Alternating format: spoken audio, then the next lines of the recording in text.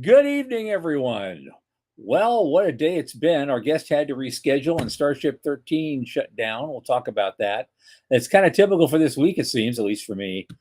But fear not, fans. Michael and I will be going over all of the pertinent news we can pack in with our usual wit, snark, and tomfoolery.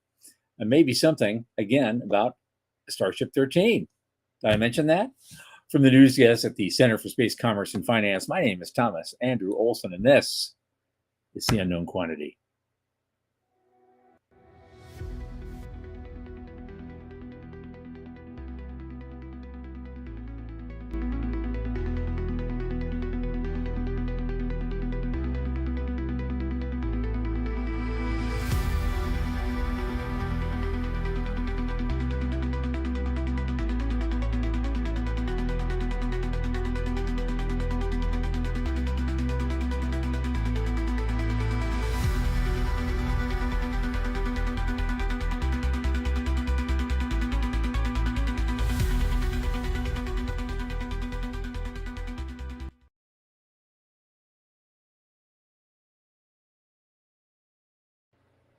And as you know, this show is brought to you by the Center for Space Commerce and Finance. And what is the Center? Of course, you know, we champion and strengthen emerging space startups and space adjacent enterprises worldwide through advisory, access, and advocacy.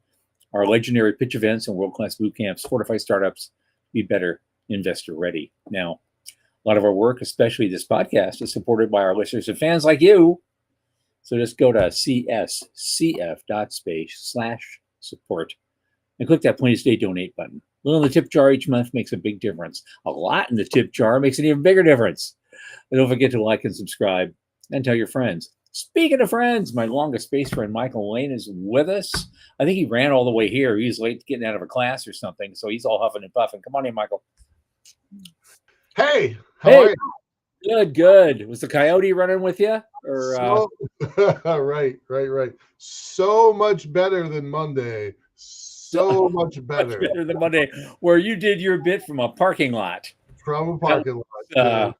That was quite the thing. Live programming at its best, right? Absolutely.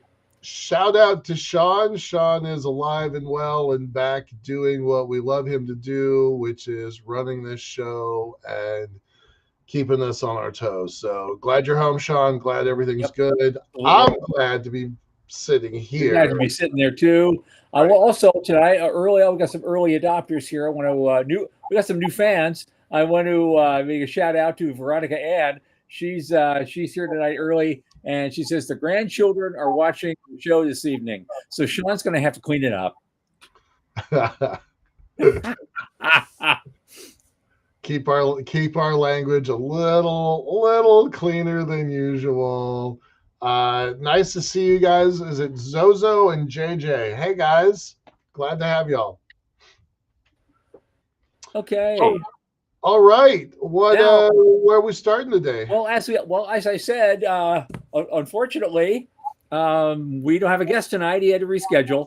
And I had a bunch of news items that we've never gotten to over the last week even, and so I got to add them on to the list of the new stuff. I think we'll have more than enough to get us through tonight. So hopefully some of it will be interesting enough. Everybody will want to stick around.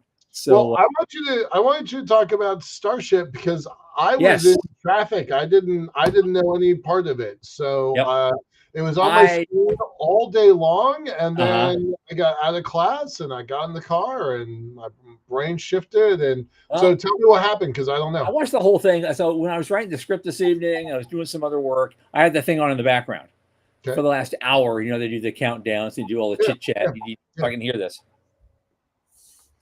The count got to 0, went all the way to 0.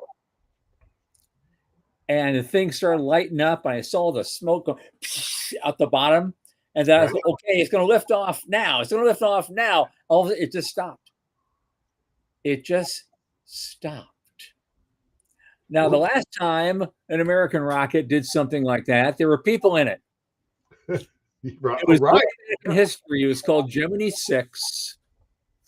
With Wally Schirra, I think Tom Stafford, if I recall, and they were sitting there. Gemini 7 was already in orbit. They were on a 14-day mission. And I was Frank Borman and Jim Lovell. They were flying overhead, and they could see on the ground the rockets light up on Gemini 6, that Titan 2, right? And then it shut down, just sat there and shut down. And of course, everyone held their breath. These guys are on the abort handle. Is this thing going to blow up on us, Right, yeah, that would be and it bad. didn't. It just shut down and sat there. And they all had moments of extreme heart failure, while this was going on. So I was so happy when I saw that. I haven't seen anything like that since 1965. Right? Oh, so wow. Yeah. Effing old I am. Is that I saw that thing shut down. I was a kid myself, actually. But I've never seen that since. And so I was just, part of me is just so glad there were no people in there. Right. Yeah.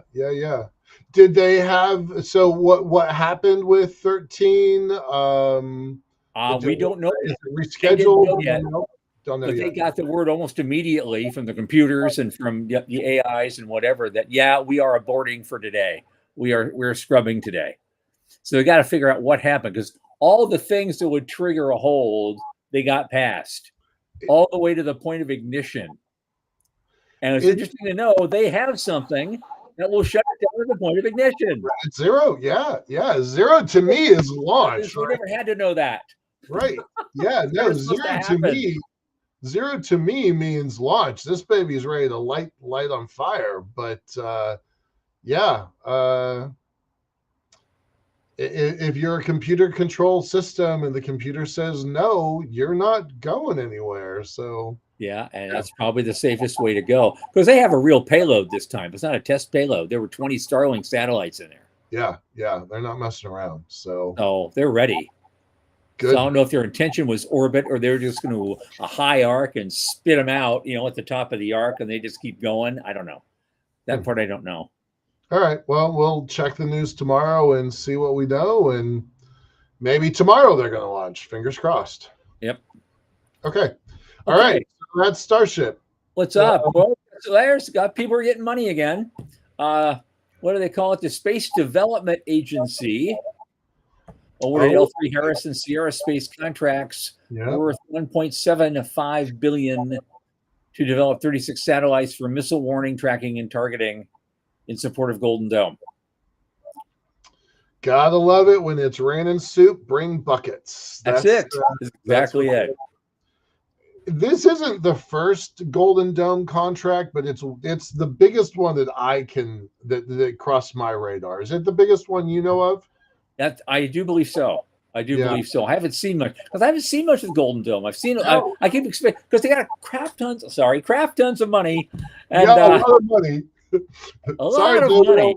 Sorry, and they just haven't spent a lot of it on that yet. Right.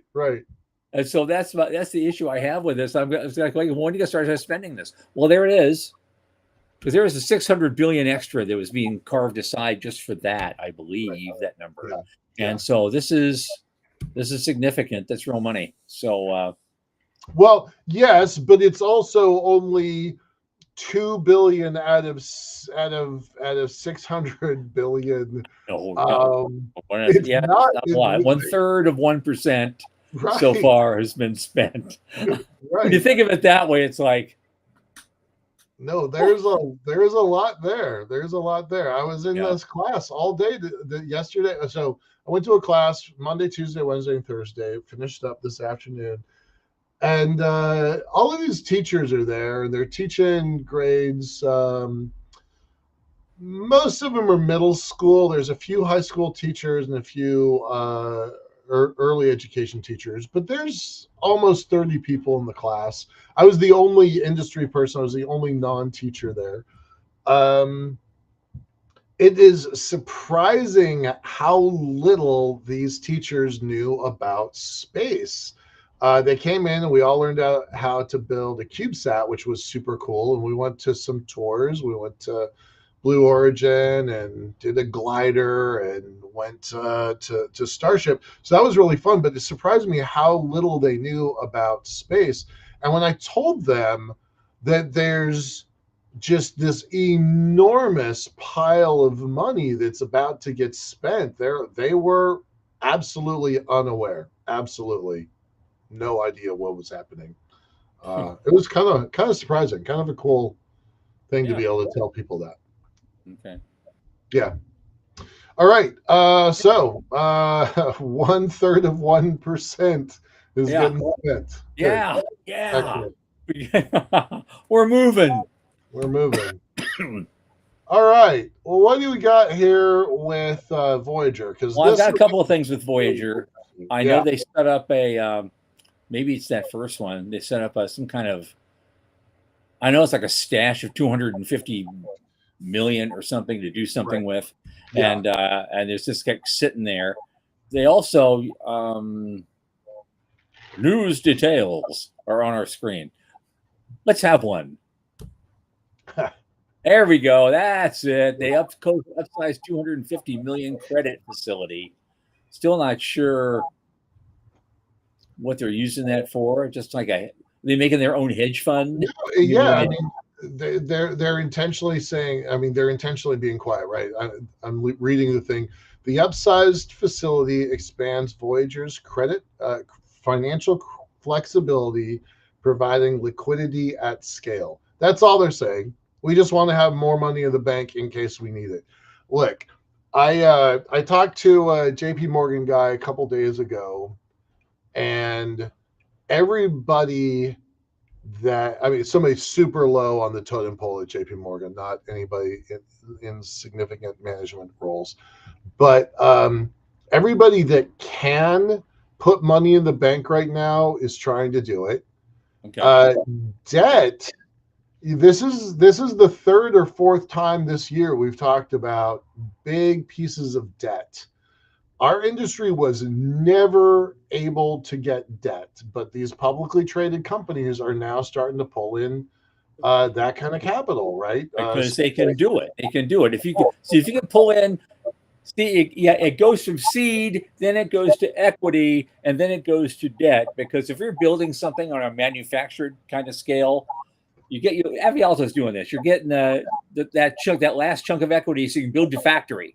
Yeah. But once you built the factory and you can sell product, then basically you're getting debt from then on. You don't have to sell any more equity to pay for your stuff, because you always go to an industrial bank of some kind and say, okay, I need a $6 million loan to build this, and then sell it to somebody. Yeah. And they'll say, sure, okay, no problem. Here you go. Good luck. And that's what's happening. That's what that message is about the industry as a whole. Because 25 years ago, we were like, we couldn't get seed capital. Forget debt. Are you kidding me?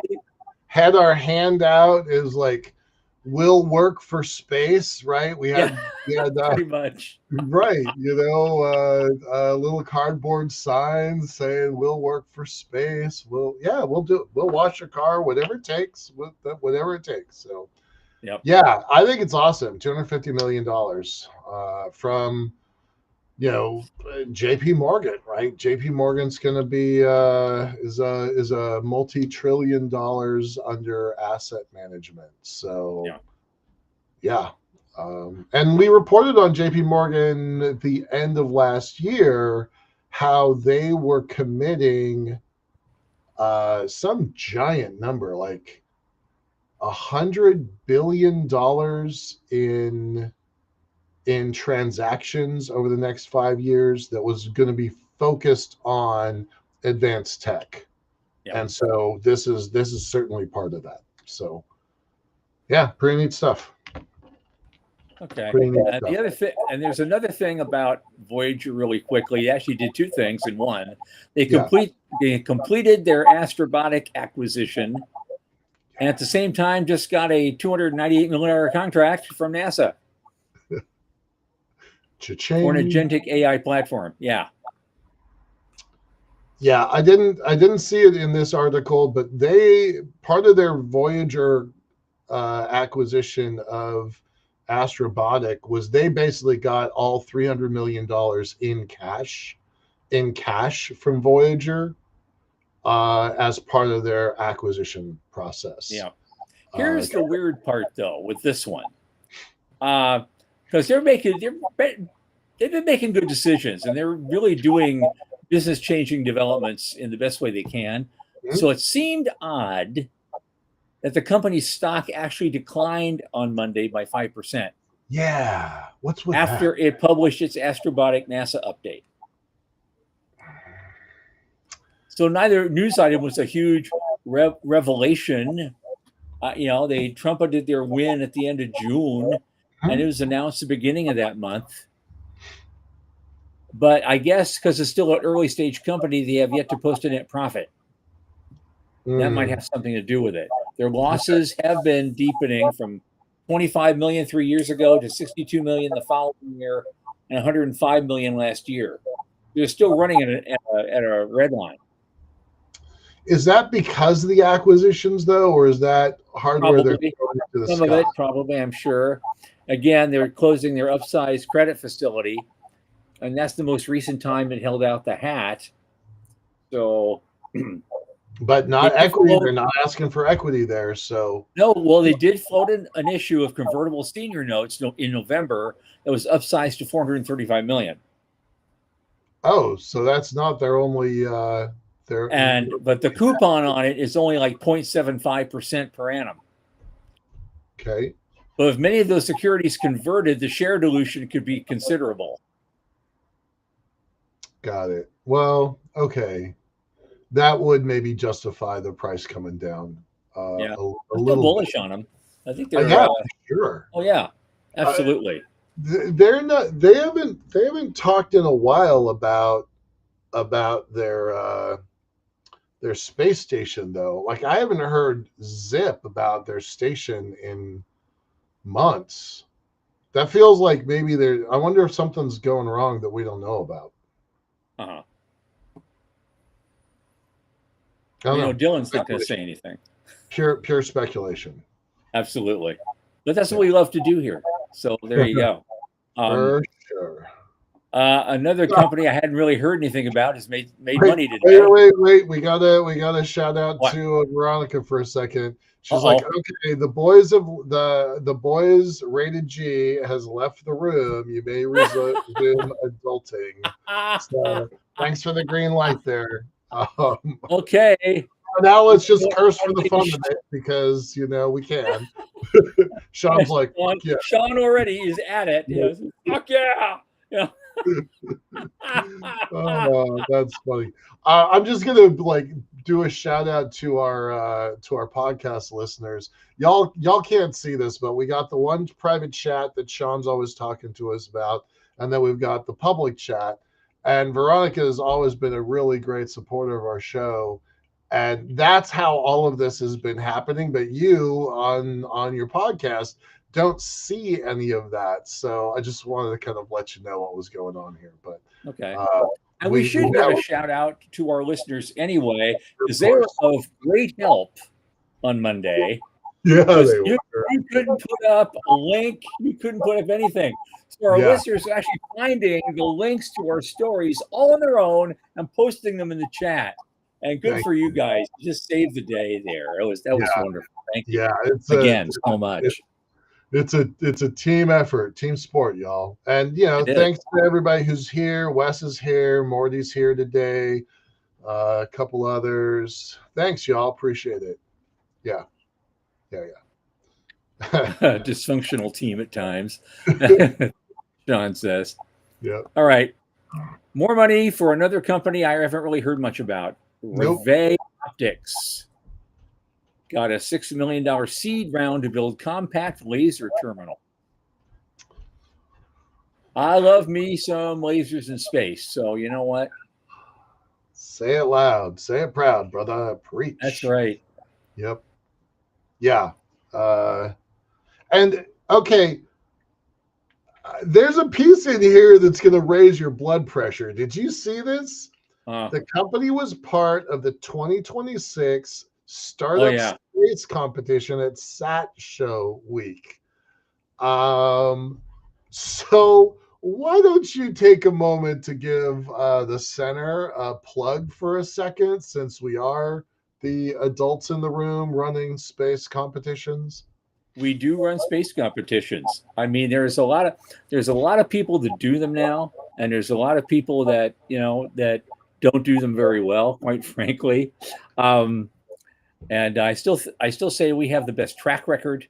Mm-hmm. We're the oldest space pitch business plan competition around. We've been doing it since 2009. How many dollars have we given away? Well over 400,000 at this point, and that doesn't count the funding that some competition participants got through outside sources, just because people were in the room listening to their pitch and were interested in them, and we engineered a meeting, and wonderful things happened. Since then, 3 companies through our competitions are now publicly traded. 3 companies are publicly traded space efforts. Yep. Skyrora, Gravitics, and Spire. Like, nobody has that. So it's like, okay, good. Nice job, Ravi. We're not throwing you under a bus, and we're not even like throwing shade at these folks, these newcomers at SAT Show. But we are pretty good at this, and we'd love to do more of them. So, well, we have introduced 98 companies now to the world since 2009, and 35% of them have gotten funding of some kind or another, whether from us directly or sponsors or third parties that were in the room. And so we have a track record that a lot of angel groups would like, to have. All right, so let's talk about. You're right, Sean. We need to capitalize on this. You're right. Right. All right. So I don't know anything about Ravi Optics. Good for them. $6 million. Orbital data transport certainly is a key tech we've been talking about for years. It's necessary. So good for them. Congratulations on your $6 million. Yep. Anything else to say about Ravi? Not really. Okay. Not really. Good luck. Okay. This one's a copy. I think we've already talked about this. L3 and Sierra Space. We can just skip that one. Somehow that ended up in there twice. Never mind. Let's see. No, I'm not accepting the cookies. This is from Ariane Space. Infinite Orbits and Ariane Space signed an MOU to advance European direct-to-geo launch capabilities. Sounds like more sovereign stuff to me. Yep, they want to go European direct-to-geo capability. That's what they're looking at. I think these were one of those 14 companies that we talked about 2 months ago or so that were, winners of a pan-European program to get to orbit. So yeah, it's just more sovereign stuff.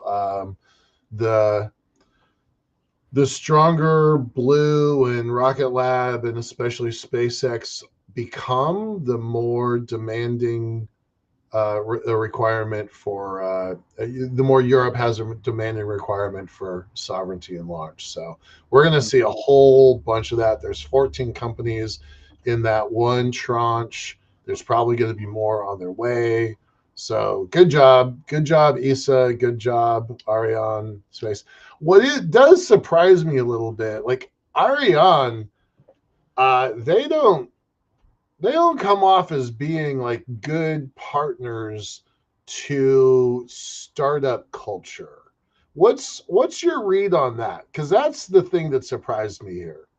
Well, they like paying customers. They love paying customers. And you see, the thing is, technically, before SpaceX came along, really, piggyback ride sharing was about the only way for a startup to get up there and do any testing, because there's always a little room left over, and they got to balance the load. So they've, traditionally, kind of under the radar, always opened up that extra space to carry an extra payload for, pennies on the dollar, just to, because it's good for them.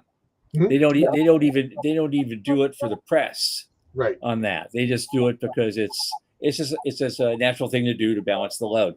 Well, now with actual competitors like Rocket Lab and SpaceX and companies like that, they don't seem as interested in doing those things anymore, because they got their own launchers over there. They can use those now. They don't need us. And so they look at maximizing, the big paying customer payloads. Yep. That's my story, and I'm sticking to it. No, I think you're right. I'll tell you a quick anecdote.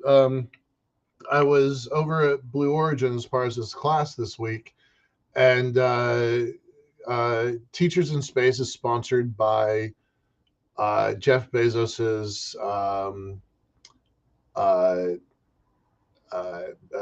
their teacher program. Their fund. They got $1 million from Jeff Bezos. They were number 19. I should have been number 20, but I'm not bitter or anything. I learned something about that. I was going to tell you. So remember they had the auction for the first of their Shepherd flights, and they had an auction, and somebody came in with a $28 million bid, a crypto guy.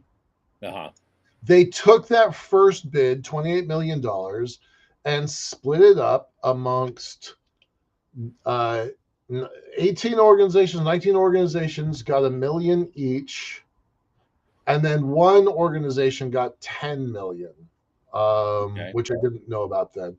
But that's what they did. They took the first money from the first flight and divided it up. So I thought that was kind of cool. And those postcards that they launch through the Fund for the Future, that's what they use as ballast. So when other people are flying, other cargo, other payloads, they're using the postcards as their counterweight. So I thought that was cool. Yeah. All right, let's move on. Okay, what do we got? Infinite orbits. Okay, now here's a weird one because it says Iridium completes the acquisition of Arion. I didn't think they were still acquiring things because isn't Iridium getting acquired right now? Right. Yeah. Yeah. Exactly. Right. Shouldn't you maybe have done the news, Michael? It must be true. Yeah. Shouldn't y'all have finished that maybe a few weeks ago? Because I don't know anything about this, but I did chuckle a little bit. I'm just going to read directly. Announced today it has completed its acquisition of Arion, operator of the world's only space-based automatic dependent surveillance broadcast air traffic surveillance system. Well, there you go. I'm not even sure what that means. But they wanted it, and they got it. But they wanted it. Air traffic control from the sky, I guess. So as part of Iridium, Arion will continue operating as a wholly owned subsidiary focused on delivering industry-leading air traffic surveillance and aviation data services. So that's what we know about it. But who bought Iridium the other day? ... Rocket Lab. Rocket Lab. Yeah. So you'd think that maybe if your parent is getting bought, maybe you should consolidate this stuff a little sooner. But all right, good for them. Yeah, it's like Orbital acquiring something after they've been acquired by Northrop Grumman. Yeah. Yep. Paperwork needs to process. Yeah. Well, we're about halfway. Yeah. What is Dallas saying here? Which is why the Air Force back in the day sponsored ESPA rings. Sorry, I know that this is all true, but I don't know what Dallas is saying about it. Okay.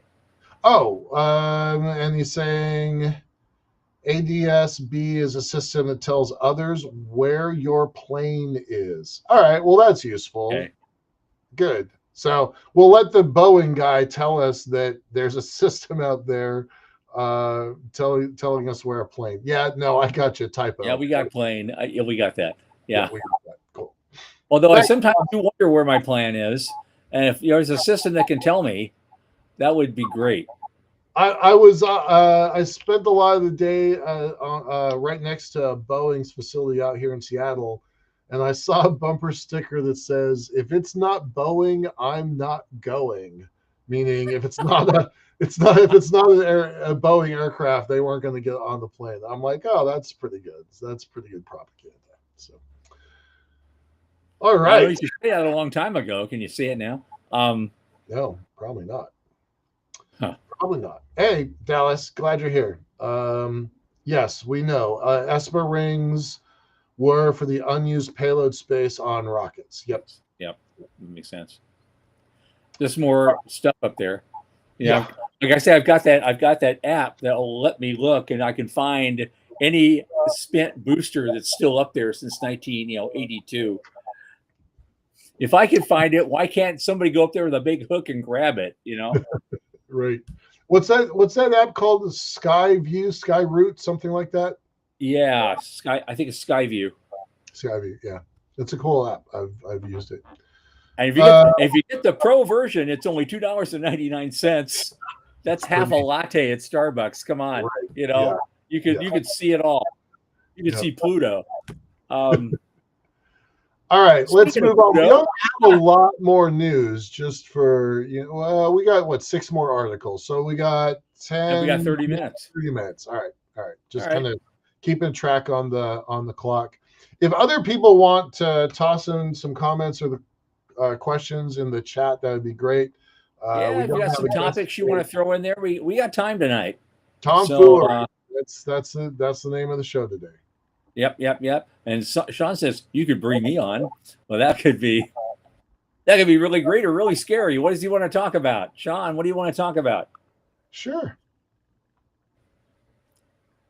God, I didn't even see all of his chats. Holy cow, guy. I know there's a lot of it. Okay. All right. Sean, what do you want to talk about, man? All right, we're going to move on to the next program while he gets his sort of. Well, this is a quick one. Speaking of Pluto, guess what? The New Horizons was in hibernation for a long time, and it just woke up. They're in hibernation for about a year. Now, they're not the most farthest thing that we've ever sent. Obviously, the Pioneers and the Voyagers ahead of it, but it's probably one of the more sophisticated things. And I guess they're turning it back on because they're in the middle of the Kuiper Belt, and maybe they want to find some stuff that the previous probes probably didn't notice. I'm hoping. Neat. But that was a very expensive and very sophisticated probe. It'd be nice if they could use it for something more than just the Pluto flyby. Right. Since we're in the neighborhood, might as well take a look around. Yeah, absolutely. And that's all I had to say about that. I don't know. Does anybody else have I don't usually pay attention to a lot of astronomy stuff. So I find myself surprised when I see it. That's cool. Neat that. All right. What's up at the Guardian? I'm like, why did we send a Guardian article? Oh, right. All right, so I thought this was just charming, right? Like this is not the stuff we normally talk about. We started the show with $1.7 billion from Golden Dome money, and we moved over to $250 million for credit for. But I'm like, okay, Buzz Aldrin's pen goes for $850,000. Just let that sink in for a second. Yeah, and I know why. It's the pen that saved the mission. Right. Remember when they landed, we're shutting stuff down. A very key switch broke. It snapped off. Yep. And without engaging that switch again, you couldn't arm the rocket and turn it on and launch. And so he had this pen, and he stuck it in there. He managed to jiggle it in there and hold it up and actually get the switch on. And he held it there until Neil Armstrong fired up the engine so they can get out of there. Yeah. That's why it's worth $850,000 today. Right, it wasn't a Sharpie he was using to make notes to himself. Right. The whole mission depended on that thing. I'm just going to read his quote from his Aldrin's Magnificent Desolation book. Quote, "My heart jolted a bit. The broken switch had snapped off from the engine arm circuit breaker, the one vital breaker needed to send electrical power to the ascent engine that would lift Neil and me off the moon. Like, okay, that's a pretty great pen. I know, but you know what? In the very next paragraph, he says they point fingers at each other. I thought Neil did it, and he broke the switch. He thought I did it, and they must have had that conversation to the end of their days. Last, yeah. Yeah. In the end, this is another quote. In the end, what mattered most was that we had figured out how to solve the problem of the broken switch so that we could leave the lunar surface and get back home. Yep. That's pretty remarkable. So they don't say who bought it. They don't say who got the pen, but good for them. And that would be a treasured asset, especially with like full provenance from Aldrin directly. So yeah. Thanks, Dr. Buzz. Appreciate it. All right. Anything else on that one? No. All right. It is a cool looking pen. I mean, yeah. It's an interesting piece of history. Yeah.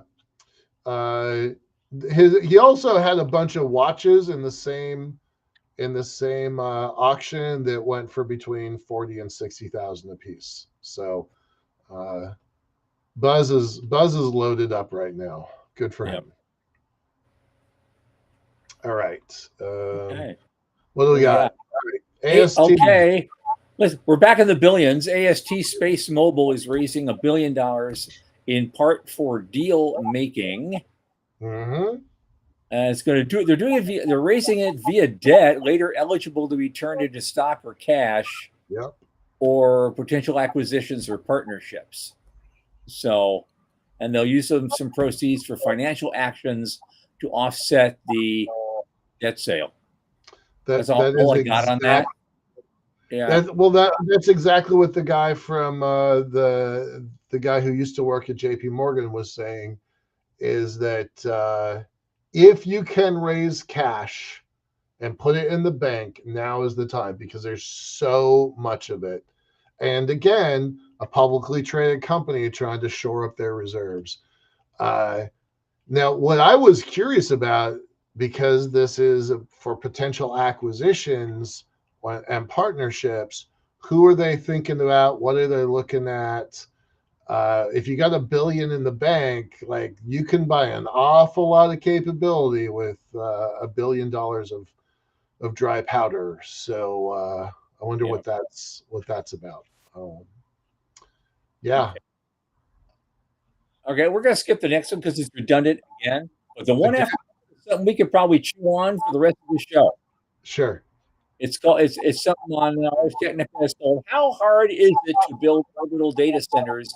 Actually. Yeah. How many data center companies have we had on this show? 1, 2, 3, 4, I think. That. Yeah. Yeah.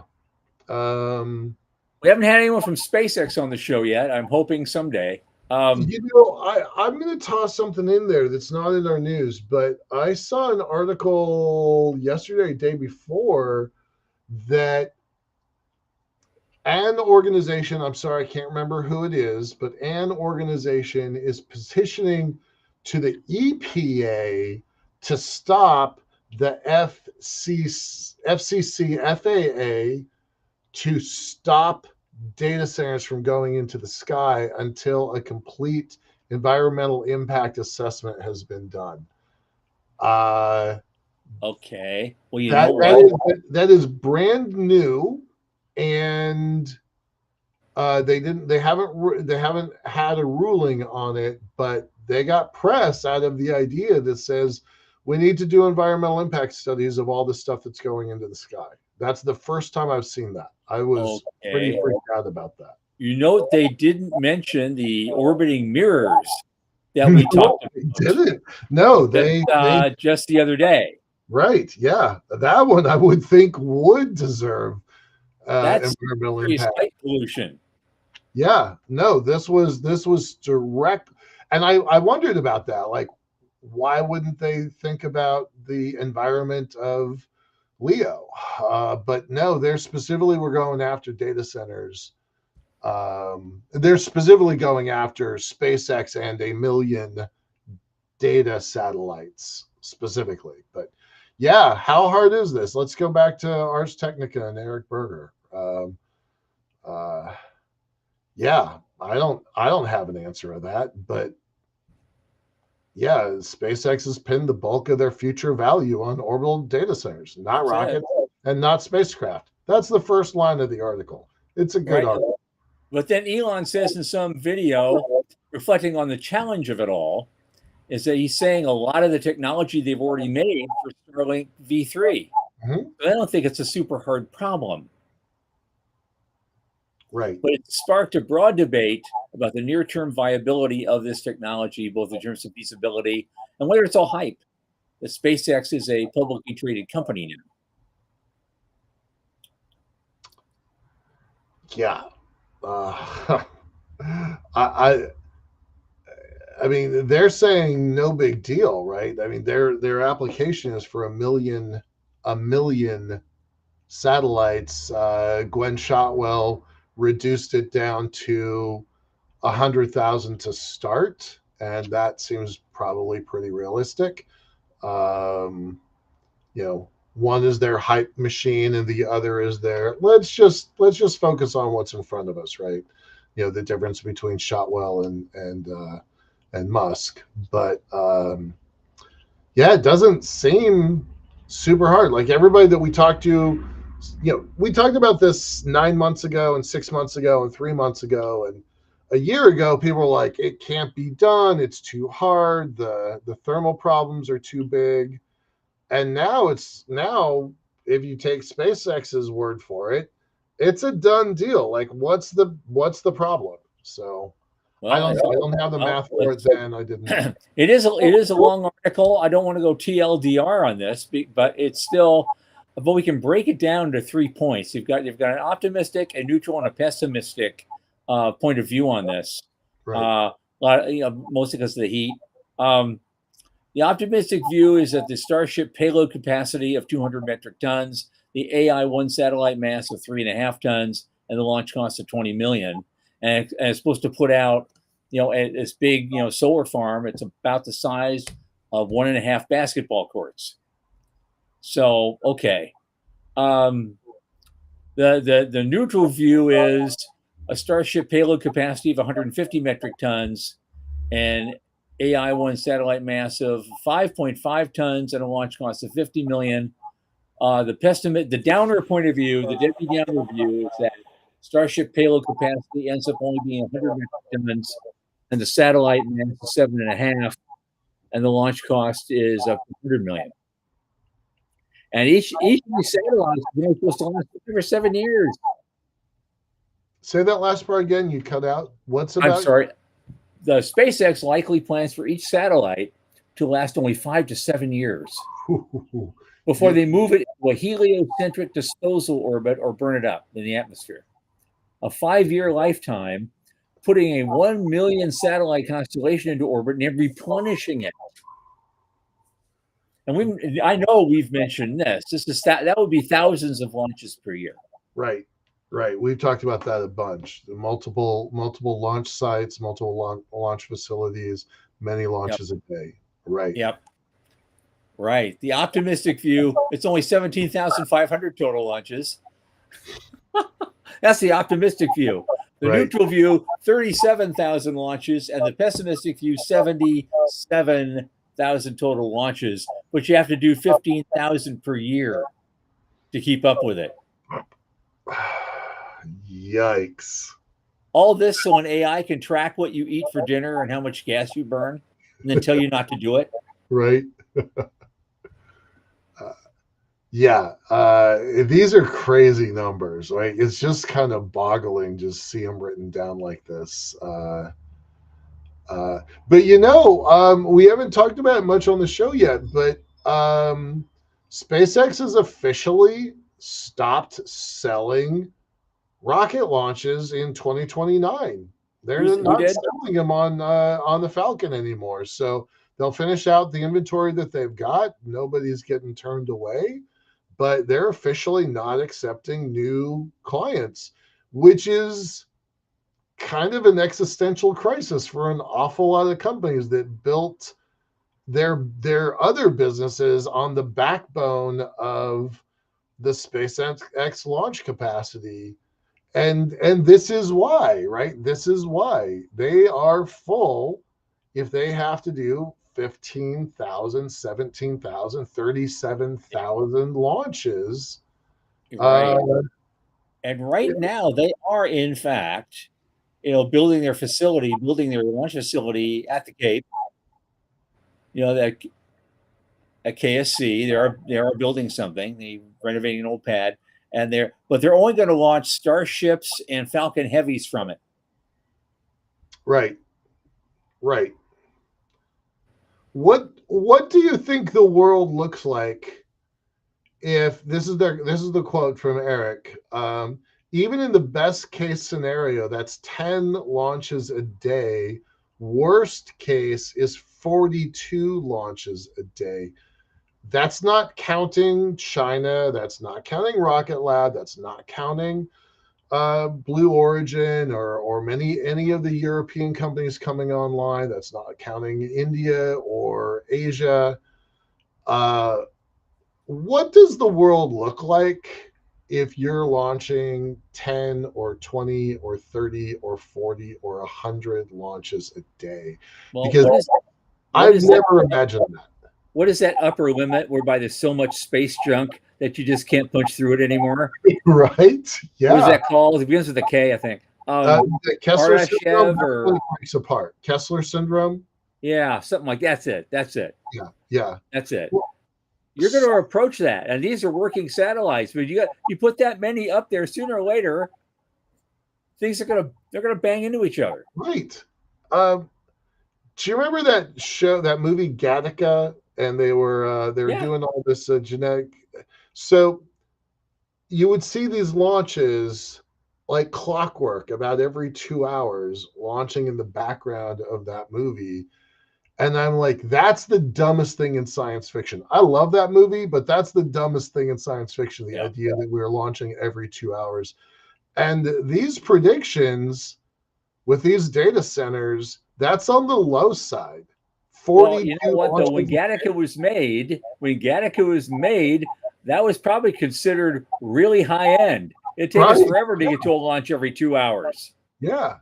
That was their view. So, Yeah. A lot of things you just can't guess until it's too late.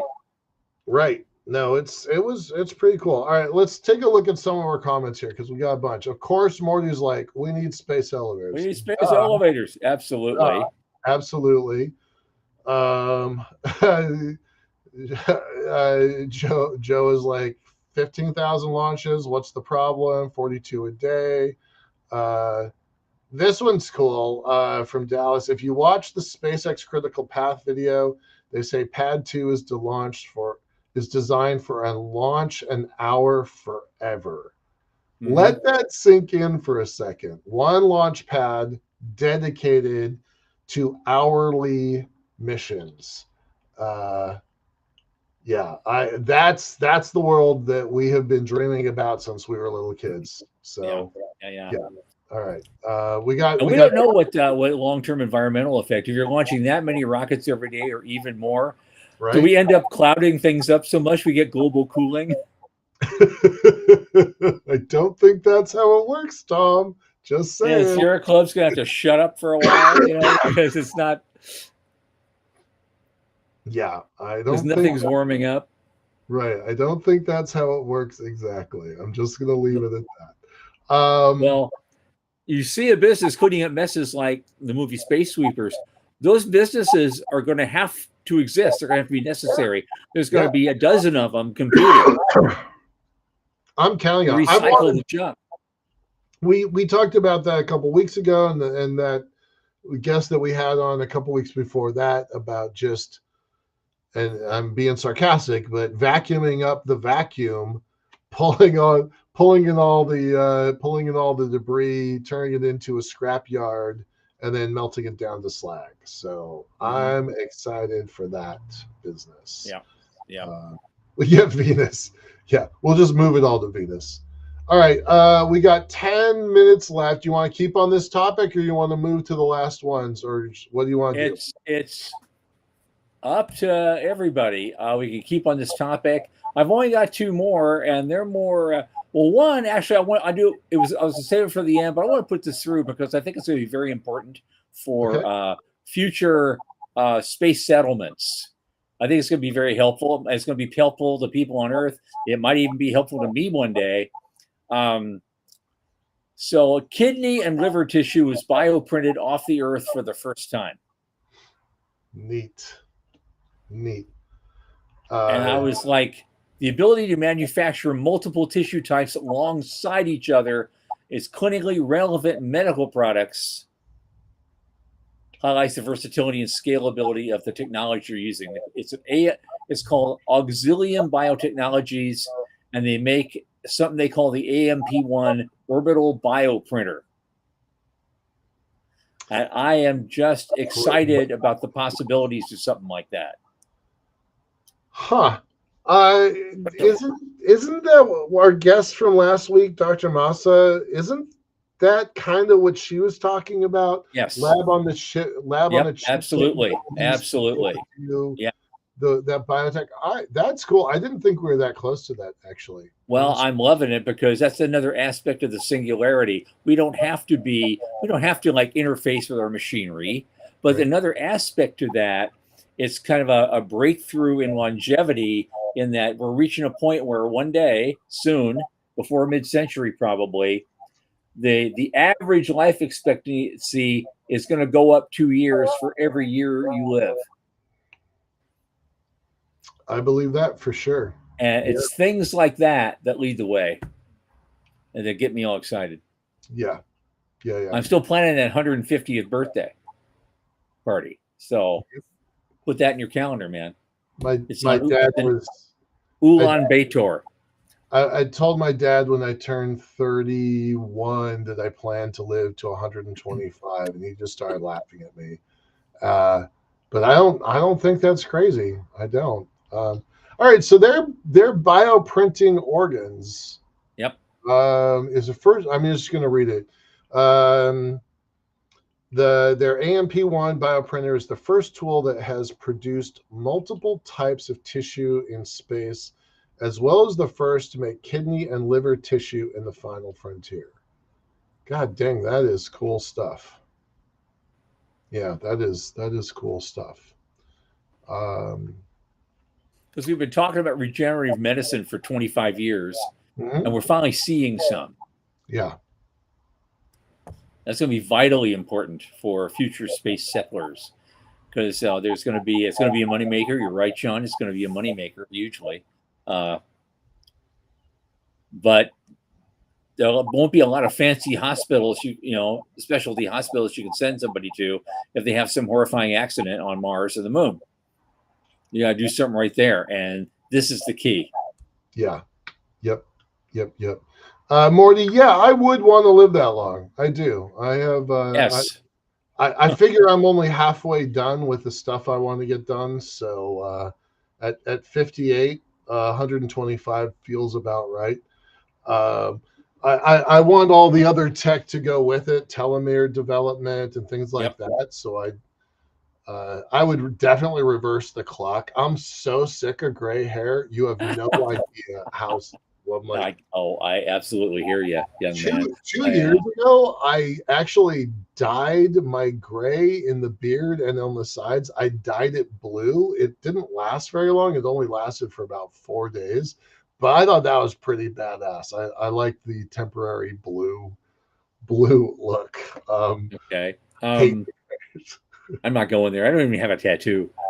So hey, and if I did have to get one, like to be on Survivor. Something I have to, I probably have a Starfleet Delta right here. That would be it. Just the outline.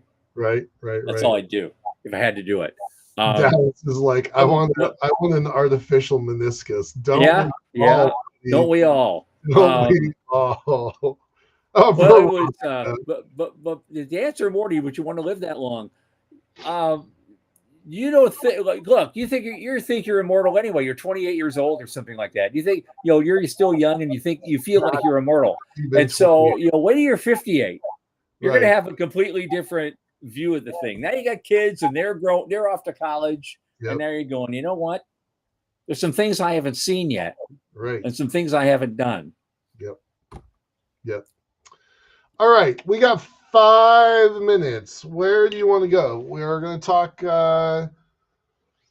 next week. We're going to talk about the Space Capital Report. So we should probably pull that out. I'm gonna pull the link up here. And so, well, there is that last one that clears the slate for me. Okay, do it. Bring it up. It's just a book review. It's a book called New Space Capitalism: The Entrepreneurial Path to the Stars, and the author named Rainer Zeidelman presents the idea that private enterprise is the best way for exploration to go forward, pointing out the ways in which public funding, since the days of the moon landing, has been too uneven and insufficient to make advances possible. So for me, he's painfully elucidating the obvious. Mm-hmm. Yeah. Stuff that we've been pioneering for 25 years. He's like, but I was in this classroom with 28 teachers. Not one of them knew this was happening. No one in that classroom knew this was happening. So for us, we're super used to it, but for the world, this is all new to them. So if this guy, the author, what's his name, Rainier Zeitman or something, Zeidelman. Yeah. If this guy can make a buck off of what we already know, good for him, right? Good for them. If he brings in some new fans to the whole program, right, as a result of it, if people who know nothing about it are picking this book up for the first time, hey, some people might pick up that book because they're triggered by it. I don't know. Only rich people can go to space. Oh my God, I got to read this book now. Right? Yeah. Whatever it takes to get people, knowledgeable. I don't reference Zubrin.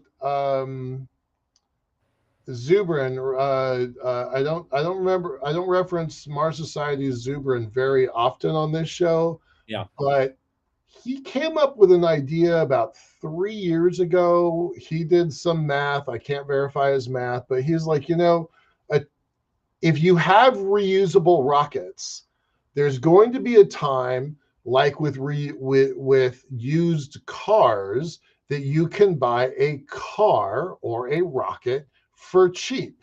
And if you can do that, then there's going to be a market for used rockets, not reusable rockets, but used rockets. Like the price of rocketry is going to come down. And if it comes down far enough, it's going to come down. This is his numbers, not mine, but it would come down to about $50,000 for a family of 4 to emigrate to Mars. That's his number, $50,000 to go to Mars. You could sell your house, you could sell your car, you could sell all your belongings, pack up, put everything in a box and go. And that does not seem far-fetched to me. And thanks to companies like SpaceX, and they're not the only ones doing it now. Right. The reusable rockets, their insurance company will say, okay, you can't reuse this more than 40 times. Right.